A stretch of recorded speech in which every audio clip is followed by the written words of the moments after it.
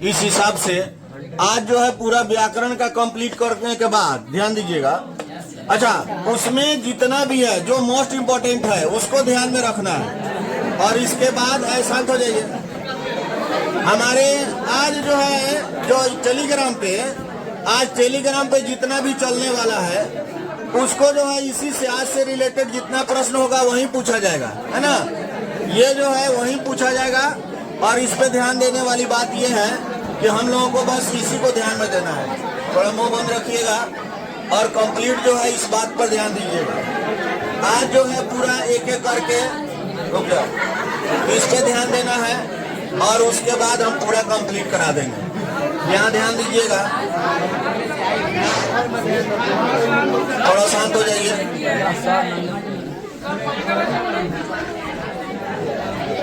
हम पहले देख लेते हैं फर्स्ट बैच में है सुनो लड़का है फर्स्ट बैच में आया कीजिए। फर्स्ट बैच में अब एक बैच में 300 बच्चे आ जाएंगे और दूसरा बैच में 150 आएंगे तो दिक्कत हो जाएगा।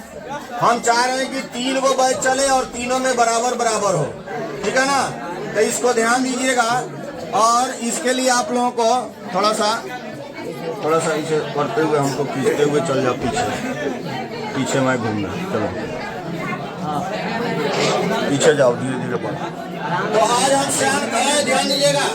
अच्छा, तुम लोग समझ गए तो इस चीज को समझो, ये क्या है, इसमें जो है ये क्या है, ए और है ओ हर्षौ दीर्घौ हर्षाई और दीर्घाई। हमको पहले पूरा का पूरा कंप्लीट कर देना है कि कर्ण तालु और मूर्धा, उसके बाद दांत और होठ, कर्ण के बाद तालु, तालु के बाद मूर्धा के बाद दांत के बाद और कोखड़ा के बाद चौचरा होता है। यही तो पढ़ा है, चिन्ह कर दिया है क्या होता है, यही नहीं पढ़ा है तथा बभवा है। लेकिन एक बात ध्यान दीजिएगा, एक चीज का ध्यान ये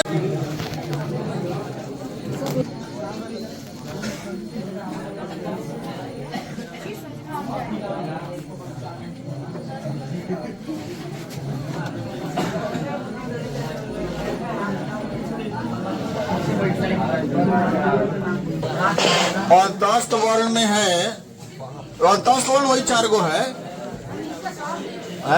नीचे है महाप्राण, महाप्राण में सभी वर्ग का दूसरा और चौथा, सभी वर्ग का दूसरा चौथा यानी 24 का मतलब हो गया दूसरा चौथा, 24 का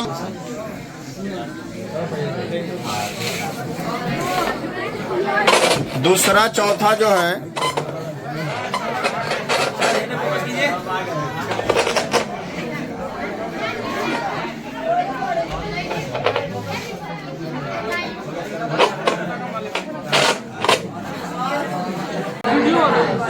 चलो ध्यान दीजिएगा। अब 5 गो नंबर जो है इसी में कंप्लीट हो जाएगा।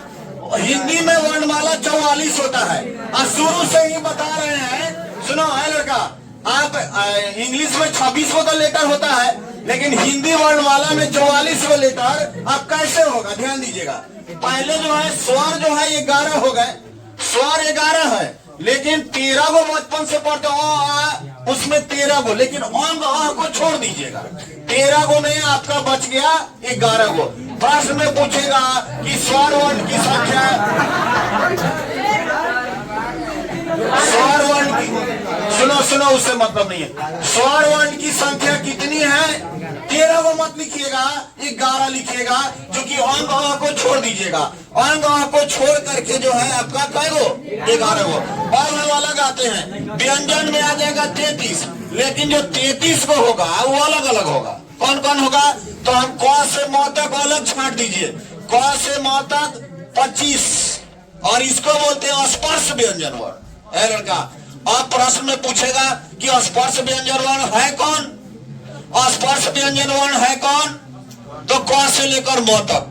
अब प्रश्न में पूछेगा कै गो संख्या होता है स्पर्श व्यंजन वर्ण का? 25 गो। है लड़का, अच्छा एक और प्रश्न ऐसे पूछेगा, इनमें से कौन स्पर्श व्यंजन है, कौन इसमें नहीं है? आपको तो पता है क से लेकर म तक स्पर्श व्यंजन वर्ण है। बचपन से पढ़ रहे थे कि मैंने बचपन में भी पहले दूसरे तक आप लोगों को टीचर लोगों को कफा से लेकर यार लिख के दिखाओ तो लिखा देते, लेकिन कौन क्या है नहीं मालूम। लेकिन यहाँ पर आ गया कि कौन से म तक स्पर्श व्यंजन वर्ण 25 को, हमको कहे गो 33 को का ध्यान देना है ना। वर्णमाला है लड़का, व्यंजन वर्ण कहे गो 33 को। स्वर है, तुमसे पूछेंगे व्यंजन वर्ण 33 और स्वर वर्ण 11। लेकिन स्वर वर्ण में टेंशन नहीं है, खाली वहां को छांट दीजिएगा और कह दीजिएगा 11 को। 13 को कहीं लिखा होगा तो काट दीजिएगा, मत लिखिएगा, 11 को लिखिएगा। और रही बात कि व्यंजन वर्ण 33 को, तो 33 को में अलग अलग डिवाइड कर दीजिए, तो वैसे मत कीजिए।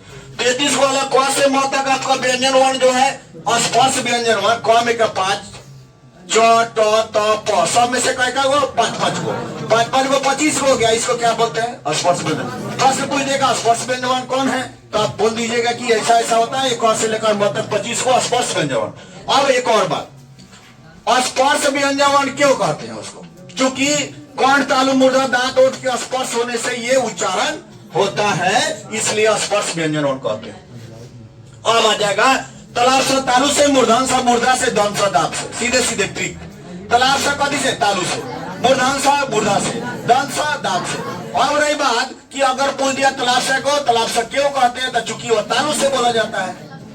मूर्धांसा को मूर्धांसा इसलिए बोलते हैं कि मूर्धा से बोला जाता है, और दंसा को दंत। एक नंबर का प्रश्न जरूर आता है, इस बार भी आया था, इस बार आया था पति कांठ पर कखवा, तालू पे चखला, मूर्धा पे टठला, तवा कदी पे दांत पे, तो दांत होगा एक आंसर।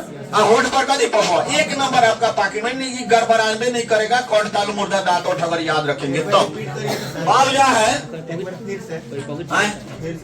कौन तालू मूर्धा दांत ओठ, वो दिन लिखा दिए थे, वो दिन लिखा दिए थे पूरा कंप्लीट। सुनो अब जो है, अब आता है अंतःस्थ वर्ण है लड़का, अंतःस्थ वर्ण य र ल व। अब 1 2 3 4 में ये सुनिए, प्रश्न पूछा कि अंतःस्थ वर्ण की संख्या कितनी है? 4। कौन कौन? य र ल व। अब प्रश्न आएगा कि भाई य र ल व में अगर एगो दूसरा दे देगा और कह देगा इनमें से अंतःस्थ व्यंजन वर्ण कौन नहीं है, तो य र ल व तो है आपके दिमाग में। अगर दूसरा दे दिया तो वो हो गया आपका, वही हो जाएगा अंतःस्थ वर्ण इसमें नहीं है। या इनमें से कौन है, तो य र ल व याद है। और अंतःस्थ वर्ण की संख्या कितनी है? 4। अब आता है ऊष्म वर्ण, तो य र ल व के बाद कौन आता है? तलाशा मूर्धन्सा दंसा ह। तो तलाशा मूर्धन्सा दंसा ह जो है क्या है? ऊष्म वर्ण। और उस वर्ण की संख्या कितनी है? 4 है। उस वर्ण की संख्या 4, तलाशा मूर्धन्सा दंसा ह। अब इसमें से पूछेगा कि ऊष्म वर्ण की संख्या कितनी है, तो 4 है। इनमें से ऊष्म व्यंजन वर्ण कौन है या कौन नहीं है, बस इतना आपको कंप्लीट जो है कर लेना है। अब जो है इसमें थोड़ा सा आता है, एक आता है और एक आएगा अल्प प्राण, ठीक है ना। इसमें आएगा अल्प प्राण, अल्प प्राण। थोड़ा सा पॉज कर दीजिए, काटिएगा नहीं।